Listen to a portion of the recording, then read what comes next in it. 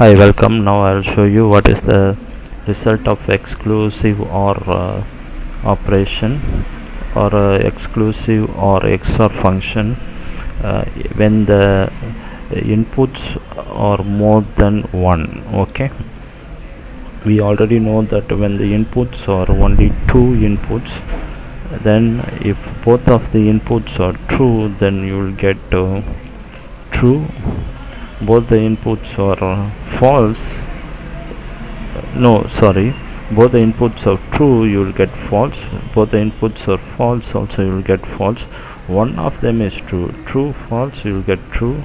False, true, you will get true. Okay, so here if you have a number of inputs, I give for totally 10 inputs. This is the 10 input table. Then I also do a XOR operation. Okay, so we will see what is the results we are getting. Okay, so I just remove this. So first I have all 10s are trues, then 9 trues, then 8 trues, something like that. Okay, so what we are going to do, we are going to get and see what is the result of XOR. I use the XOR function on all the 10 inputs. Here this case it is all 10 trues. Enter is false. All 10s are false. What happens to 9? 9 trues are true. 8 trues are false. 7 trues are true. 6 trues are false.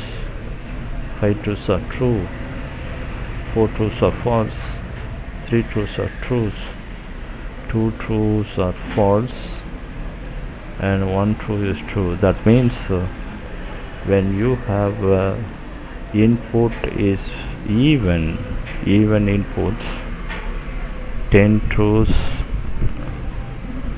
when the number of true inputs is even, you will get false. And when the true inputs are odd, you will get true. So when the true inputs are even, 10 inputs, 10 truths, 8 truths, 6 truths, 4 truths, 2 truths, you will get false. If it is odd, you will get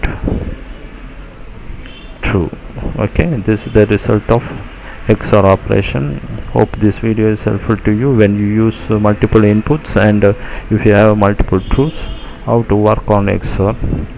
Only if it is odd truths gives you true, even truths gives you false. That is the basic rule. Okay, hope this video is helpful to you, and see you on next video, and God bless you. Please subscribe to my channel. God bless you.